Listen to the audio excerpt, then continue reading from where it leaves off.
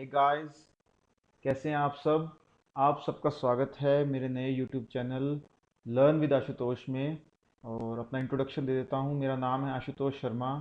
मैं सिरसा हरियाणा का रहने वाला हूँ। मैंने ग्रेजुएशन 2015 में किया है, B Tech in electronics and communication. उसके बाद से मैं तैयारी कर रहा था और 2016 आईबीपीएस में पीओ में मेरा सिलेक्शन हो गया। और पिछले एक महीने से मैं oriental bank of commerce Udaipur में एज ए पीओ पोस्टेड हूँ। सो बहुत से लोग जो वीडियो देख रहे हैं, आप लोग मुझे जानते होंगे। मैंने अब ओलिव बोर्ड, जो एक रिनोन टेस्ट सीरीज़ प्रोवाइडर है, उनके पेज पे अपना एक्सपीरियंस सक्सेस स्टोरी शेयर की थी। वहाँ पे काफ़ी लोगों के कमेंट्स आए थे कि अपनी स्ट्रेटजी शेयर कीजिए, कैसे आपने तैयारी की। तो उस पर्पज़ को पूरा करने के लिए मैंने ये वीडियो बनाया है। इस वीडियो में मैंने कोशिश की है कि हर वो पॉइंट जो है डिस्कस किया जाए, जिससे आप सभी फ्रेंड्स को हेल्प मिले और आप भी सिलेक्शन अचीव कर सकें। तो शुरू करते हैं। ये मैंने ये आपको थोड़ा सा मोटिवेशन देने के लिए ये डाला है कि 2015 के अंदर ये कौन कौन से एग्ज़ाम्स मैंने दिए और मेरे एग्ज़ाम क्लियर नहीं हुए। हम सबके साथ आते हैं फेलियर्स, तो मेरे साथ भी आए। मैंने तैयारी 2015 जुलाई में शुरू की थी। उसके बाद से ये जितने भी एग्ज़ाम दिए, इसमें किसी में प्री में नहीं हुआ, किसी में मेंस में नहीं हुआ। करते करते काफ़ी टाइम निकल गया और 1 या 1.5 साल के बाद जाके कहीं सक्सेस मिली। तो ये IBPS 2015 दिया, उसमें भी नहीं हुआ। NIACL assistant, AO, IBPS clerk, RRB clerk, RRB PO, RBA assistant, BOB Manipal, BOM Manipal, SBI PO, इन सब में नहीं हो पाया। सो इसका इस स्लाइड का डालने का मकसद ये था कि आप ये ना समझें कि आप अकेले हैं जिनको सक्सेस नहीं मिल रही। आपकी तरह बहुत से लोग हैं जो स्ट्रगल कर रहे हैं, और at the end of the day कहीं ना कहीं आपको अपनी मंजिल मिल जाएगी।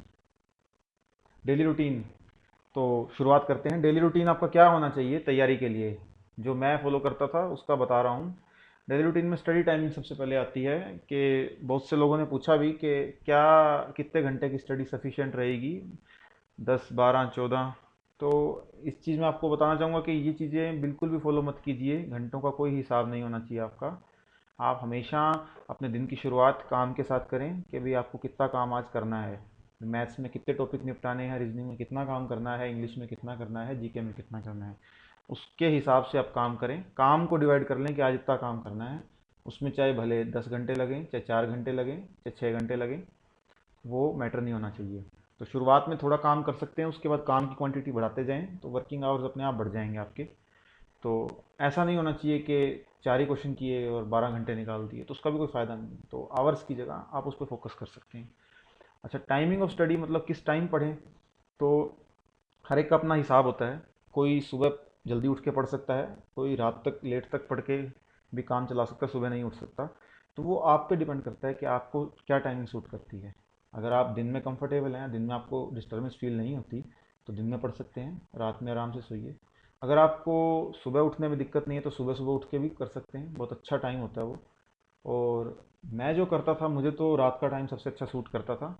10 से 11 बजे के बीच में बैठ जाता था और रात रात भर चलता था। तो उस हिसाब से जितना जब तक काम पूरा हो जाए उस टाइम मैं सो जाता था। तो नाइट स्टडी बीटेक वालों को वैसे ही भाती है, क्योंकि 1 नाइट फाइट होता था हमारा एग्ज़ाम के अंदर, एक रात पहले ही पढ़ते थे। तो इसलिए मेरा रात को चलता था। तो स्टडी टाइमिंग्स का ही आपको यहाँ क्लियर हो गया है। और all subject practice on daily basis. Daily routine में आपको हर सब्जेक्ट को टाइम देना है। उसके लिए वो कैसे करना होगा, वो आपको टेस्ट सीरीज़ देनी होगी। कोई टेस्ट दो, टेस्ट के अंदर सभी सेक्शंस आते हैं, तो इसी बहाने सभी सेक्शंस आपके टच हो जाएंगे। डेली टेस्ट देना बहुत ज़रूरी है। अगर आप टेस्ट नहीं देंगे तो आपको पता नहीं लगेगा टाइम बाउंड रह के आप कितना अटैम्प्ट कर सकते हैं। और फाइनल में जब आप जाएंगे तो मार्क आ जाएंगे वहाँ पे। तो शुरू में कईयों के साथ ये दिक्कत होती है कि डेली टेस्ट में नहीं बैठ सकते, 2 घंटे बैठना बड़ा मुश्किल लगता है हमें, हमारी प्रैक्टिस नहीं है, ये है वो है। तो उसके लिए आप एक काम कर सकते हैं कि डेली टेस्ट जब भी आप दें, तो कोशिश ये करें कि वैसे तो पूरा 2 घंटे लगातार सीटिंग दें। अगर फिर भी आपसे नहीं हो रहा है तो टाइम रोक दें, और 4 या 5 दिन सिर्फ टाइम रोकने के बाद सिर्फ अटेम्प्ट्स करें। सिर्फ मतलब सेक्शन वाइज अटेम्प्ट करें, टाइम बाउंडेशन छोड़ दें। तो उससे क्या होगा, आपका एक इंटरेस्ट क्रिएट हो जाएगा। उसके बाद आप 1 सीटिंग के अंदर एग्ज़ाम पूरा दे सकते हैं। वैसे वो अगर नहीं जब तक होता, जब तक उस 2 घंटे के एग्ज़ाम को आप 3 या 4 घंटे में आराम से जितना टाइम में आपका कंप्लीट होता है कर सकते हैं।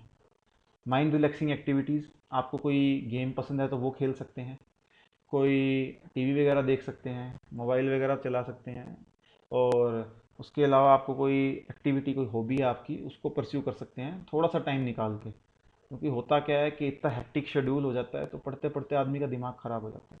तो एक फ्रेशनेस बरकरार रखने के लिए ये सब चीज़ें बहुत ज़रूरी हैं। आपका माइंड रिलैक्स रहेगा, आप फोकस्ड रहेंगे, आप खुश रहेंगे। जितना खुश रह के आप तैयारी करेंगे उतने अच्छे रिजल्ट आपको मिलेंगे। Proper diet and sleep, proper diet और स्लीप लेना बहुत ज़रूरी है। प्रॉपर डाइट होनी बहुत ज़रूरी है कि उल्टा सीधा मत खाएं, ठीक है, हेल्दी खाएं, अच्छा खाएं, टाइम पे खाएं। और नींद 6 से 8 घंटे तो बहुत ज़रूरी है, ज़्यादा भी मत सोएं और कम भी मत सोएं। दिन में अवॉइड करें सोना। और जो रात को पढ़ते हैं वो सो सकते हैं दिन में, और जो सुबह पढ़ते हैं रात को टाइम पे सो जाते हैं तो वो 8 घंटे से ज़्यादा ना सोएं। और पॉजिटिव माइंडसेट, जब भी तैयारी करें तो ये सोच कर करें कि हमें इस टॉपिक में एक्सेल करना है, ना कि लॉन्ग टर्म के गोल्स लेकर। अगर आप सिलेक्शन को एम में रख के ये सोचेंगे कि सिलेक्शन ही होना चाहिए जब भी तैयारी करूँगा, और सिलेक्शन ना हो एक दो एग्ज़ाम्स में, तो फिर आपका कॉन्फिडेंस डाउन आ जाएगा। तो शॉर्ट टर्म गोल्स लें कि एक टॉपिक को मास्टरी करने के लिए पढ़ें, और खुश होकर पढ़ें, एक पॉजिटिव माइंडसेट के साथ पढ़ें। Next slide. Subject wise strategy, तो रीजनिंग में आप क्या स्ट्रेटजी अपना सकते हैं, उस चीज़ के बारे में डिस्कस करेंगे हम यहाँ। तो रीजनिंग में क्या है कि आजकल हो रहा है कि ये कि न्यू पैटर्न क्वेश्चंस डिस्कस हो रहे हैं हर बार। आईबीपीएस कुछ नया लेके आ रहा है। 2015 के बाद तो इतना ज़्यादा सिनेरियो चेंज हो चुका है कि हर पेपर में इवन देन कि कुछ ना कुछ नया आ रहा है। तो उससे बच्चों को काफ़ी ज़्यादा दिक्कत आ रही है कि पता नहीं लग रहा कि कहाँ से पढ़ें कहाँ से मत पढ़ें। तो उसके लिए आप कर ये सकते हैं कि काफ़ी सारी वेबसाइट्स हैं जो बड़ा एफर्ट लगाती हैं इस चीज़ के लिए कि वो ढूंढ के क्वेश्चंस लेके आती हैं एग्ज़ाम में जो डिस्कस किए होते हैं। क्योंकि आजकल ऑनलाइन एग्ज़ाम होते हैं तो फिज़िकल कॉपी तो कोई आती नहीं। तो वो लोग रिव्यू करके और सब करके, मतलब इंटरव्यूज़ लेके जो स्टूडेंट्स होते हैं उनके क्वेश्चंस कलेक्ट करते हैं।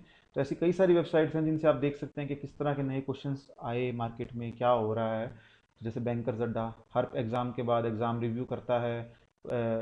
बैंकर्स अड्डा हो गया, फेयर्स क्लाउड हो गया, या फिर एक अपने एक एक दो वेबसाइट्स और हैं, मुझे ध्यान में नहीं आ रहा है।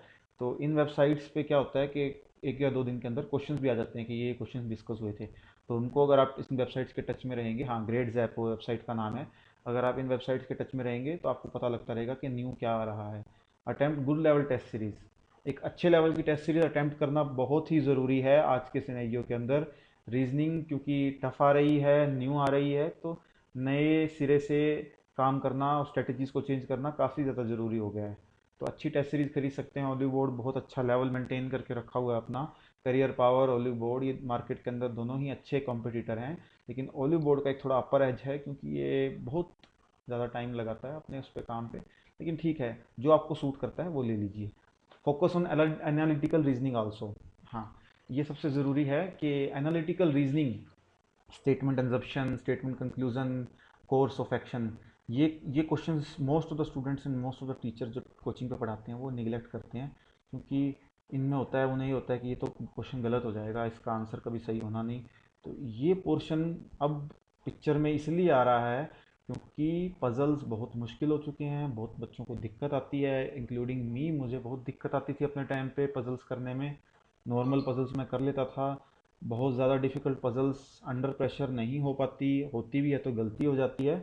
तो एनालिटिकल रीजनिंग पे अगर आप प्रैक्टिस कर लेते हैं, इसकी एक ही बुक आती है एम पांडे की, या फिर आप इसको पेपर्स में जो क्वेश्चन होते हैं उससे प्रैक्टिस कर सकते हैं। एम पांडे की आती है बीएससी पब्लिकेशन की, एनालिटिकल रीजनिंग, उसे फॉलो कर सकते हैं। तो एनालिटिकल रीजनिंग के अंदर एक बार अगर आपकी मास्टरी डेवलप हो गई तो आप 5 से 10 नंबर आराम से निकाल सकते हैं किसी भी एग्ज़ाम के अंदर, अच्छे एग्ज़ाम के अंदर।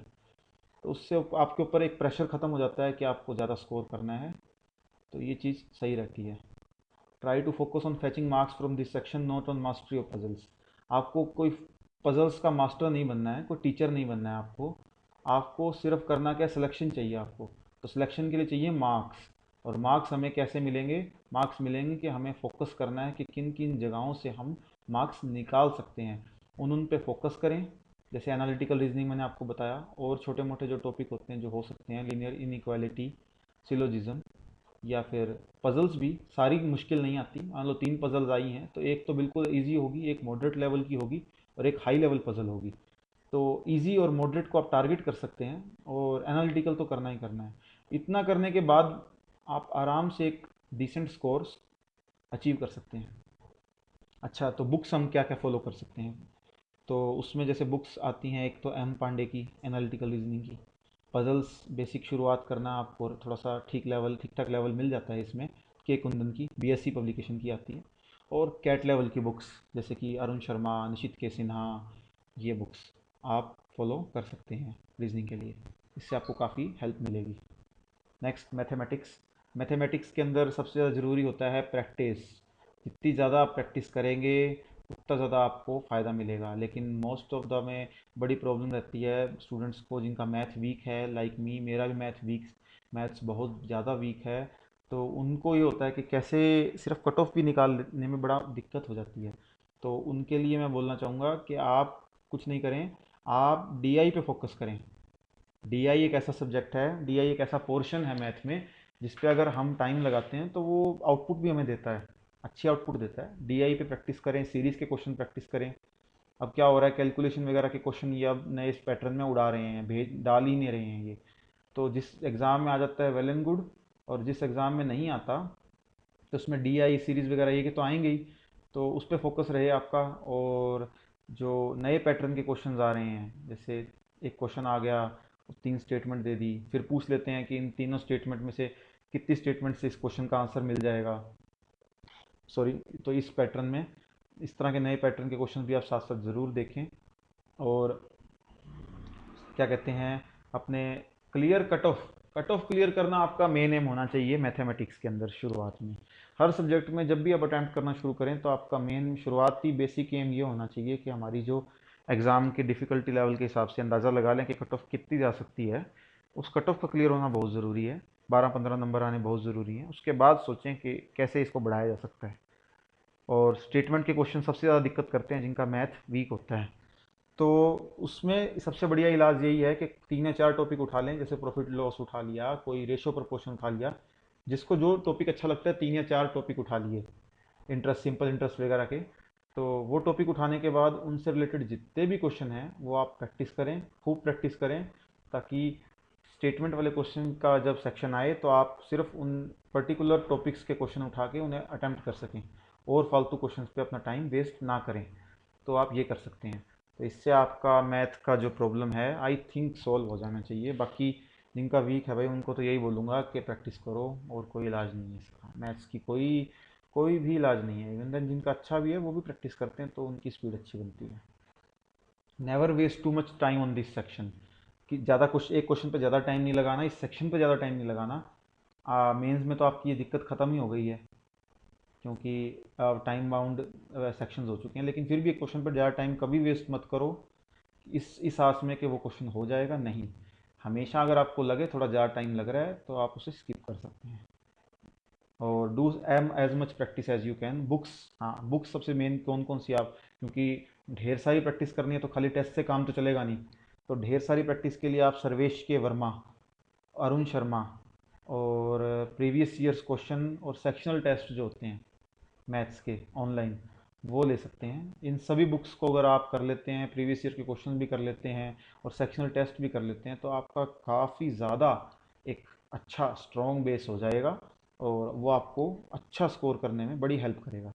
और डीआई के लिए स्पेशली के कुंदन आती है, और डीआई की अरुण शर्मा और निशित के सिन्हा से आप फॉलो कर सकते हैं। और बुक्स से नहीं करना चाहते तो टेस्ट से तो चली जाएगा, टेस्ट तो ले ही लो।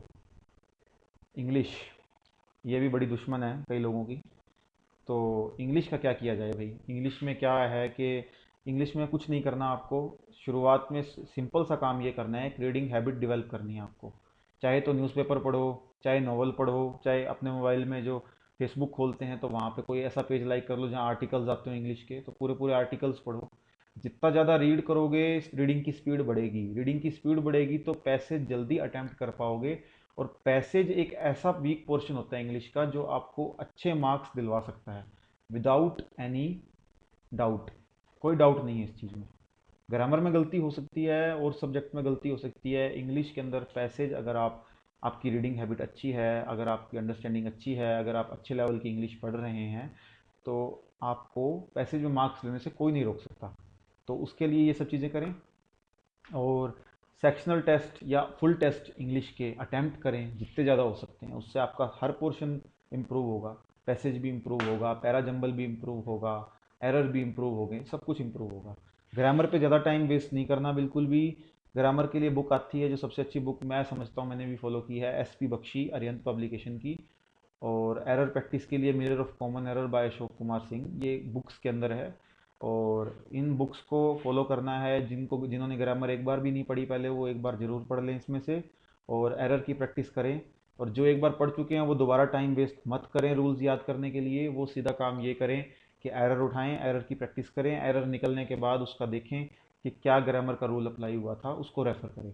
तो साथ साथ दोनों काम आपके पैरेलली चलेंगे, तो आपको एक अंडरस्टैंडिंग डेवलप होगी। पर लेकिन बहुत ज़्यादा दिमाग ख़राब नहीं करना है एरर पे। आपको मार्क्स चाहिए, आपको ग्रामर का टीचर नहीं बनना। ठीक है। तो practice a lot of passage, parajumble and filling the blanks with word or whole sentence. मैं ये पैसेज, पैराजम्बल और होल सेंटेंस और फिलिंग द ब्लैंक्स पे फोकस इसलिए कर रहा हूँ कि ये वो सेक्शंस हैं जिनको अगर टाइम लगाया जाए तो बहुत अच्छी आउटपुट देती हैं।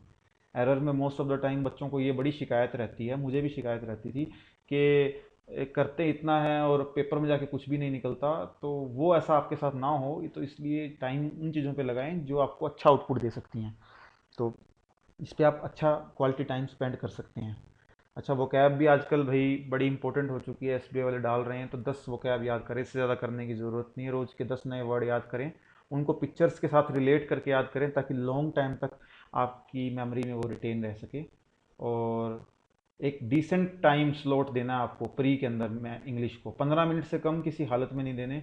15 मिनट से कम अगर आप देंगे तो रिस्क है भाई, मार्क्स नहीं बन पाएंगे। अगर या तो आप बहुत बड़े महारत ही इंग्लिश के अंदर, फिर तो आप 15 से कम भी दे सकते हैं। अगर आप एक एवरेज गाय हैं, तो आपको इंग्लिश के अंदर ठीक ठाक सा टाइम देना है, और 15 मिनट तो मिनिमम देने ही देने हैं। और मेंस के अंदर तो उसका पहले से डिफाइंड होता है आधी घंटा, तो उसमें चल जाएगा। सो इंग्लिश ऐसे आप कर सकते हैं इम्प्रूव अपनी। जीके, जीके इतना स्कोरिंग सब्जेक्ट है, अगर एक बार अगर इस पे मेहनत कर ली जाए ना, तो ये तो मतलब नंबर की मशीन है, नंबर बनाने की मशीन सही में। पर मेहनत बहुत मांगती है, इसमें टाइम बहुत लगता है, पेशेंस चाहिए, बहुत ज़्यादा एफर्ट मांगती है। तो कुछ नहीं करना आपको इसमें, जीके के अंदर बहुत ही आसान काम करना है। एक सिंगल सोर्स को के ऊपर आपको आश्रित नहीं रहना, रिलाय नहीं करना। काफ़ी सारी वेबसाइट्स को फॉलो करें, जैसे बैंकर अड्डा का कैप्सूल आता है, ग्रेड जैप का कैप्सूल आता है, फेयर्स क्लाउड का कैप्सूल आता है। इन तीनों के कैप्सूल आपको रीड करने हैं। और उसके अलावा आप मैगजीन्स रीड कर सकते हैं, जैसे कि प्रतियोगिता दर्पण आती है, अपनी क्रॉनिकल्स आती है, और कंपटीशन पावर आती है, टिट्स बिट्स आती है। तो इन मैगजीन्स के अंदर भी आप फॉलो कर सकते हैं। और डिफरेंट सोर्सेज से पढ़ सकते हैं। डिफरेंट सोर्सेज से पढ़ने के लिए इसलिए बोल रहा हूँ, एक कैप्सूल को दोबार बार मत पढ़ें। एक कैप्सूल किसी वेबसाइट से पढ़ लिया, फिर दूसरा कैप्सूल पढ़ें, तो उसमें होगा क्या, जो जो कॉमन न्यूज़ होगी वो रिवाइज हो जाएगी, जो नए पॉइंट्स होंगे वो आप नोट कर लेंगे। फिर तीसरे से पढ़ेंगे तो उसमें कुछ नया मिलेगा। अगर आपको फिर भी टाइम मिल रहा है, तो फिर दोबारा से फर्स्ट पे आ जाएं, उसको रिवाइज करें। रिवाइज करना जीके के अंदर की है याद करने की। एक बार पढ़ने से आपको कभी कुछ याद नहीं होगा, बार बार बार बार बार बार आप पढ़ेंगे तो आपको याद होगा और आपकी मास्टरी होगी। और स्टैटिक जीके भी काफ़ी पूछी जा रही है, तो स्टैटिक जीके के भी कैप्सूल्स इसी तरह अवेलेबल हैं। स्टैटिक जीके एक बहुत लंबा लंबा चौड़ा प्रोसीजर है, बहुत काफ़ी ज़्यादा उसके अंदर मटेरियल है, तो वो एकदम से नहीं होगा। उसको करंट के साथ साथ थोड़ा थोड़ा करके चलाते जाएं, और धीरे धीरे आप कवर कर लेंगे उसको। तो स्टैटिक के अंदर आपको ज़्यादा कुछ पैनिक होने की ज़रूरत नहीं है। एक टॉपिक उठाएं, थोड़ा थोड़ा करके उसको करते रहें। जो मोस्ट ऑफ द टॉपिक जो रिपीट होते हैं वो रहते हैं country capital, dams, wild life sanctuaries, national parks. ये इन पे पूरा फोकस रहता है। ये 2 या 3 क्वेश्चन आपको देखने को मिल ही जाएंगे। और कुछ करें ना करें, ये जरूर कर लें, फोक डांसेस और चीफ मिनिस्टर्स के नाम, ये सब चीज़ें इनको ज़रूर करें। और उसके बाद थोड़ा थोड़ा थोड़ा थोड़ा करके आप अपना बेस बढ़ा सकते हैं। अच्छा, बैंकिंग अवेयरनेस में आजकल हो क्या रहा है कि स्टेटिक पोर्शन से ज़्यादा वो करंट पे ज़्यादा फोकस कर रहे हैं कि कौन सा बैंक किस चीज़ के साथ टाई अप कर रहा है, कौन सी नई स्कीम उसने इंट्रोड्यूस की है, किस बैंक ने किसके साथ टाई अप किया, क्या स्कीम लेके आए, क्या चल रहा है मार्केट में, क्या नहीं चल रहा। तो वो करंट की न्यूज़ जो है वो तो आपकी करंट में कवर हो जाएगी, तो उस पर स्पेशल फोकस होना चाहिए आपका बैंकिंग अवेयरनेस वाले पे। और स्टेटिक पार्ट जो है वो भी कैप्सूल्स के अंदर से कवर करते रहें साथ, साइड बाय साइड। तो जीके के अंदर क्या है, आपको एफर्ट लगाना पड़ेगा, वो आपका चलता रहेगा एफर्ट, अगर अच्छा लगाएंगे तो फाइनल में डेफिनेटली आपको बहुत अच्छे रिजल्ट्स मिलेंगे। GK is the most scoring part, so don't ignore it. So finally computer, computer भी आजकल भाई बहुत ज़्यादा मुश्किल बना दिया इन लोगों ने। इवन देन जो बी सी ए हैं या बी टेक हैं कंप्यूटर साइंस में, उनको भी बड़ी दिक्कत आ रही है कंप्यूटर में, क्योंकि लेवल इतना ज़्यादा इन्होंने हाई कर दिया है। तो बुक्स, जो बेसिक बुक्स हैं कंप्यूटर के लिए, वो है अरिहंत पब्लिकेशन की बैंकिंग अवेयरनेस, लूसेंट की एक कंप्यूटर की बुक आती है, वो फॉलो कर सकते हैं आप। और जो ये पढ़ चुके हैं उनके लिए क्या है, कैप्सूल्स तो बहुत ही ज़रूरी हैं सबके लिए, क्योंकि वेबसाइट्स बनाती हैं इन कैप्सूल्स को, तो इन कैप्सूल्स में वो चीज़ें डालते हैं वो लोग, जो नया पैटर्न आ रहा होता है, जो नई तरह के क्वेश्चंस आ रहे होते हैं, किस डोमेन से वो पूछ रहे हैं, वो सब चीज़ें। तो लेटेस्ट क्वेश्चंस उसमें डिस्कस हो जाते हैं। तो इसमें भी वही try to read from different resources, क्योंकि जितना ज़्यादा आप पढ़ेंगे, जितनी अलग अलग जगहों से पढ़ेंगे, आपको उतनी नई चीज़ें पता लगेंगी, और आपका जो डोमेन है वो नॉलेज का, वो काफ़ी बड़ा होता जाएगा। और यही चाहिए कंप्यूटर के अंदर, क्योंकि आजकल काफ़ी ज़्यादा डाइवर्सिफाई हो चुका है इनका काम। और always check for questions which were asked in recent exam. तो ये आप देखते रहें टाइम टू टाइम कि किस एग्ज़ाम में आपका एग्ज़ाम आने वाला है, उससे पहले जो एग्ज़ाम हुए उनमें आईबीपीएस ने क्या क्वेश्चंस पूछे हैं कंप्यूटर से रिलेटेड, वो भी हेल्प मिलते हैं, क्योंकि थोड़ा बहुत रिपीटेशन चलता है। अगर रिपीटेशन नहीं भी चलता तो उस डोमेन से पूछ सकता है। जैसे नेटवर्किंग के क्वेश्चंस अगर आ रहे हैं, तो नेटवर्किंग के क्वेश्चंस के चांसेस रहते हैं कि वो दोबारा भी पूछ सकता है।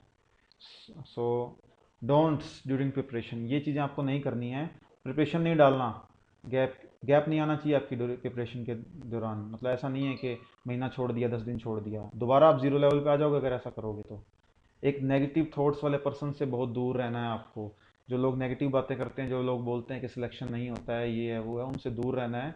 तो अगर आपको सच में सिलेक्शन चाहिए तो इन लोगों से जितना दूर रहेंगे उतना बढ़िया रहेगा। और अपने दिमाग में भी आपको नेगेटिव थॉट नहीं लेके आना है। जब तक आप ट्राई नहीं करेंगे, आपको पता कैसे लगेगा कि सिलेक्शन होता है या नहीं होता। स्टे काम एंड कूल, बहुत ही काम एंड कूल रहना है आपको। माना मुश्किल है, सिलेक्शन ना होने पे बड़ा गुस्सा आता है, तो आने दीजिए, लेकिन उसके बाद फिर से वैसे हो जाइए काम एंड कूल। होप लूज़ नहीं करनी जब आप फेल होते हैं तो, क्योंकि कोई चारा नहीं है। और क्या कर सकते हैं तैयारी करने के अलावा, कोई ऑप्शन नहीं है ना। तो बेटर ये होगा, इतना दूर चल के आए हैं आप, इतना टाइम लगा के आपने तैयारी की है, 6 महीने 7 महीने साल लगाया है, 2 साल लगाए हैं, तो बेटर ऑप्शन ये है कि दोबारा जाने के बजाय जो बचा कुचा डिस्टेंस है उसको ही कवर कर लें। Take care of your health, अगर आपकी हेल्थ आपके साथ है तभी आप तैयारी कर पाएंगे। अपनी हेल्थ का ध्यान रखें, अच्छा खाएं, एक्सरसाइज करें, वॉक करें, और अच्छा सोचें, अपने माइंड को भी हेल्दी रखें। स्पेयर सम टाइम अपने माइंड को हेल्दी रखने के लिए वही हॉबीज़ एंड एक्टिविटीज़ जो आपको अच्छी लगती हैं वो फॉलो कर सकते हैं। जब भी आप फील लो लो करें लो फील करें, तो पेरेंट्स या फ्रेंड्स के साथ डिस्कस कर सकते हैं आप। उनसे बात करने में आपका दिल हल्का होगा और आपको बहुत अच्छा फील होगा। ये कोट लास्ट में मैंने इसलिए डाला है कि आपको थोड़ा मोटिवेशन मिले इससे। ये स्वामी विवेकानंद जी का कोट है। इसमें वो कहते हैं कि never think there is anything impossible for the soul, it is the greatest heresy to think so. If there is sin, this is the only sin to say that you are weak और others are weak. वो बोल रहे हैं कि कुछ भी impossible नहीं है इंसान के लिए, अगर हम ठान ले तो कोई काम करने के लिए। और ये सबसे बड़ा पाप है ऐसा सोचना। और यही एक सबसे बड़ा पाप है कि तुम वीक हो या कोई और वीक है। तुम वीक नहीं हो, बस तुम्हारा टाइम थोड़ा सा वीक है, तुम्हारा प्रिपरेशन में थोड़ी सी कमी है, और तुम्हें और थोड़ा निखार चाहिए अपनी प्रिपरेशन के अंदर। सो लगे रहें, करते रहें, मेहनत प्रयास जारी रखें अपना। और ऑल द वेरी बेस्ट। ये सबसे पहला वीडियो है मेरे चैनल का। अगर आपको ये वीडियो अच्छा लगा तो लाइक करें, कमेंट करें, सब्सक्राइब करें मेरे चैनल को learn with Ashutosh. So guys, next time मिलते हैं अगली वीडियो के साथ। Till then, good bye.